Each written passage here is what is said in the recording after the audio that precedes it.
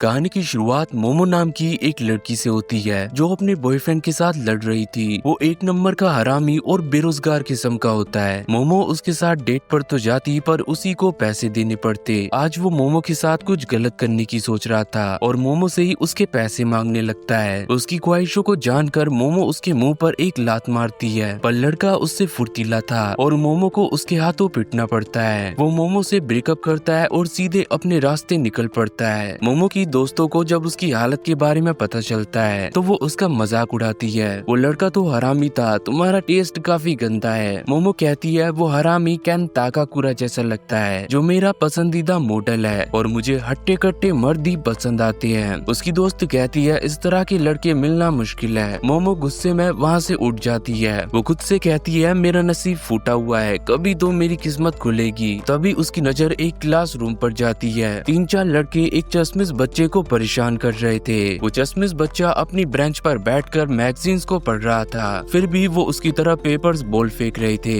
मोमो को चश्मिश लड़के पर तरस आता है। वो उसकी बगल वाली बेंच पर बैठ जाती है और उन लड़कों को घूर कर देखने लगती है। डर के मारे लड़के अपना मुंह मोड़ लेते हैं। फिर मोमो वहाँ से उठकर चली जाती है। वो अपने गुस्से को किसी पर तो उतारना चाहती है। तभी वो चश्मिश लड़का उसके पास आता है और बेतुकी बातें करने लगता है। तुम मुझे पसंद करती हो इसीलिए तुम मेरे पास आकर बैठी थी। मोमो कहती है इस भ्रम से बाहर निकलो, तुम्हें मैं पसंद करूंगी हर किस नहीं। तभी वो अपनी मैगजीन को खोलकर उसे दिखाने लगता है। एलियन और यूएफओ सच में होते हैं। हमारी सरकार इन बातों को दफनाने की कोशिश करती है, लेकिन एलियन के वजूद को साबित करने के लिए कई सारे सबूत भी है। मोमो कहती है मुझे इन फालतू बातों पर यकीन नहीं और न ही इतना समय है कि तुम्हारी बकबक को सुन सकूं। पर वो लड़का मोमो के पीछे पड़ जाता है और उसके कानों में एलियंस की बातें बकने लगता है। वो चिल्लाते हुए उसे चुप कराती है। तुम्हारा कोई दोस्त नहीं क्योंकि तुम इतने अजीब हो और न ही तुमसे कोई दोस्ती करना चाहेगा। ये सुनकर उसका दिल मानो टूट जाता है। तब मोमो को अपनी गलती का एहसास होता है, उसने कुछ ज्यादा ही गलत बोल दिया। वो उसकी मैगजीन को उठाती है और उससे माफी मांगती है। एलियन होते हैं ये तो मुझे नहीं पता, पर भूत सच में होते हैं। ये सुनकर उसकी हंसी छूट पड़ती है। भूत होते हैं क्या मजाक है। मोमो उस पर चिल्लाने लगती है तो लड़के ने भी अपना विरोध जताया। दोनों लड़ना शुरू कर देते हैं। एक का कहना था एलियन होते हैं और कुछ नहीं, तो दूसरी का कहना था भूत ही सब कुछ होते हैं। उन्हें लड़ता हुआ देखकर मोमो की दोस्त वहाँ पर आती है। आपस में बातें बनाती है। मोमो का टेस्ट फिर बदल गया। मोमो उसे एक चैलेंज देती है, अगर वो उसकी बताई हुई जगह पर जाता है और वहाँ उसे भूत मिलते हैं तो लड़के को मोमो का नौकर बनना होगा। लड़का तो मान जाता है, पर उसने भी एक जगह बताई, अगर वहाँ मोमो को एलियन मिलते हैं तो मोमो को लड़के का नौकर बनना होगा। दोनों इसके लिए राजी हो जाते हैं। रात हो चुकी थी। मोमो एक बिल्डिंग में जाती है जिसकी हालत खस्ता थी। मोमो ने उस लड़के का नंबर अकुरुन नाम से सेव कर रखा था। अकुरुन फोन में उसे बताता है ये जगह एलियन का घर है। अगर वो बिल्डिंग की छत में जाती है तो वहाँ उसे एलियन मिलेंगे, फिर उसकी बॉडी के साथ वो एक्सपेरिमेंट करेंगे।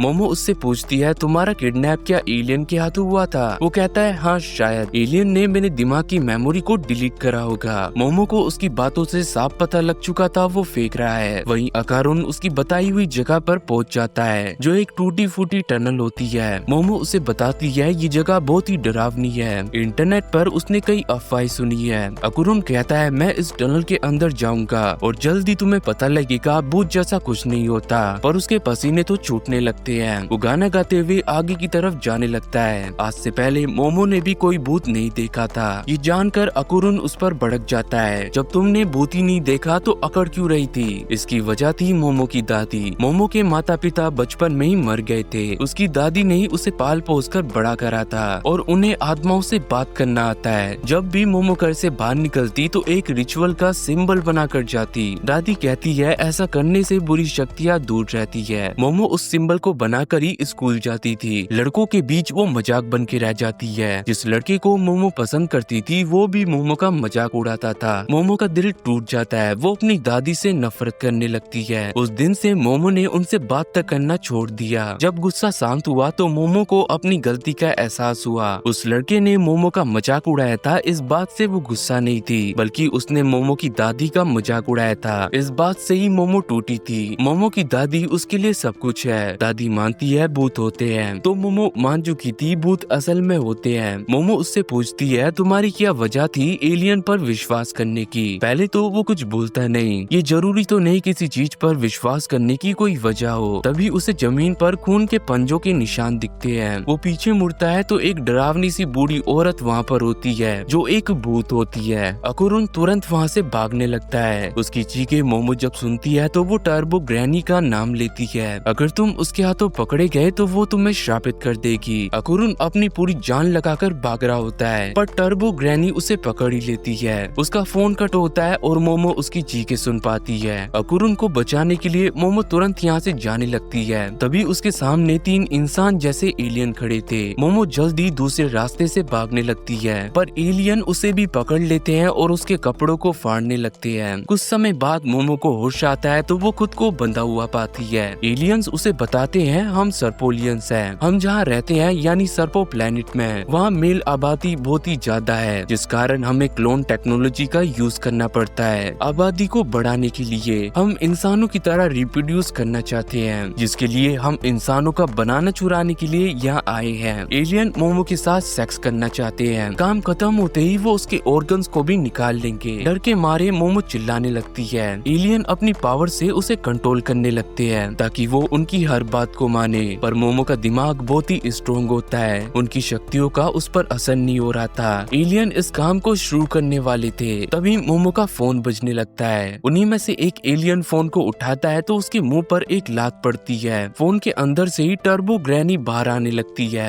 वो उस एलियन को काट कर उसके बनानों को निकाल लेती है। ग्रैनी अकुरुन के शरीर का इस्तेमाल कर रही थी क्योंकि उसके हाथों वो पोजेस हो चुका था। अकुरुन इस सब को चाहकर भी रोक नहीं सकता। दूसरा एलियन कहता है मोबाइल से टेलीपोर्ट होने की टेक्नोलॉजी अभी हमारे पास भी नहीं है। अपना बनाना दो और चुपचाप यहाँ से चले जाओ। अचानक ही एलियन उस पर हमला कर देते हैं पर ग्रैनी की स्पीड के आगे उनकी पावर्स बेकार थी। वो उस एलियन को भी काट कर उसका बनाना भी निकाल लेती है पर तीसरा एलियन उसे बुरी तरह घायल कर देता है। वो कहता है आज तक हमने किसी भी इंसान को हार्म नहीं करा। हम इतना ही चाहते हैं तुम हमें अपना बनाना दे दो। अकुरुन कहता है तुम्हें जो चाहिए वो तुम्हें मिलेगा। मैं तुमसे दोस्ती करना चाहता हूँ जिसके लिए मैंने कई साल इंतजार करा। बचपन से ही अकुरुन दोस्ती के लिए तरसता रहा। आसमान में वो कई घंटे बिताता ताकि एलियन से वो मिल पाए और उनकी दोस्ती हो जाए। स्कूल में सभी बच्चे उसे बुली करते। उसका होना या ना होना एक बराबर था। जब उस दिन मोमो उसके पास बैठी थी तो उसे प्यार का एहसास हुआ इसलिए वो मोमो को खोना नहीं चाहता। फिर चाहे एलियन उसके साथ कुछ भी करे पर मोमो को उन्हें छोड़ना होगा हर हालत में वरना मैं मोस्टर बनने के लिए भी तैयार हूँ। तभी ग्रैनी का कर्ज उस पर हावी होने लगता है। मोमो चिल्लाते हुए कहती है इन्हें दिखा तो तुम क्या चीज हो पर एलियन के एक ही वार से उसके पसीने छूटने लगते हैं। मोमो कहती है ये तो शुरू होते ही खत्म हो गया। वो एलियन मोमो को फिर से वश में करने लगता है और कहता है हमें सिर्फ फीमेल इंसानों की जरूरत है। तभी मोमो को अपनी दादी के साथ बिताया हुआ समय याद आता है। उसकी दादी मोमो को शक्तियों को महसूस करना सिखा रही थी ताकि वो हमेशा बुरी चीजों से बचे जिसके लिए उसे रिचुअल परफॉर्म करना था पर मोमो तो इससे सभी के बीच में मजाक बन चुकी थी। मोमो उनसे लड़ती है। उन्हें झूठा और पागल बताकर वो भाग जाती है। मोमो खुद से कहती है ये सब मुझे अभी याद क्यों आ रहा है। उसकी दादी ने शक्तियों के बारे में जैसा बताया था मोमो ध्यान लगाकर वैसा ही करती है। अचानक ही उसकी साइकिक पावर एक्टिवेट हो जाती है। वो टेबल के चीथड़े उड़ाते हुए खुद को आजाद करती है। उसे देखकर सभी हैरान थे। एलियन अपनी पावर से उसे रोकने लगते हैं पर मोमो की साइकिक पावर्स के आगे वो टिक नहीं पाता।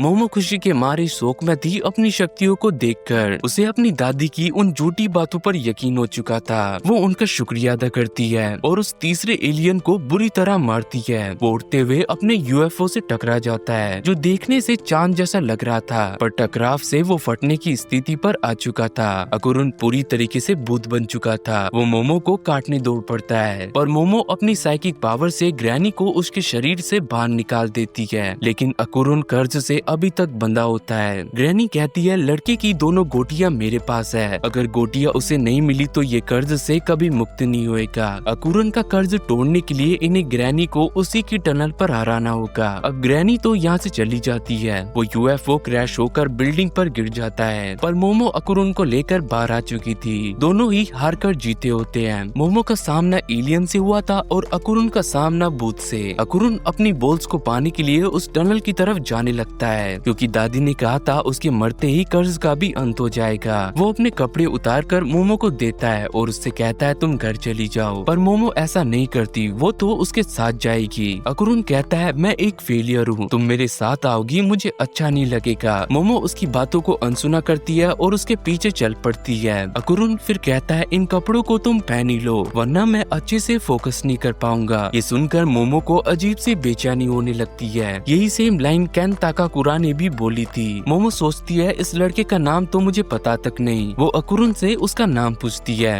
वो कहता है मेरा नाम केन ताकाकुरा है। ये सुनकर तो मोमो को शौक लग चुका था और उसके पीछे पड़ा यूएफओ तभी फट जाता है।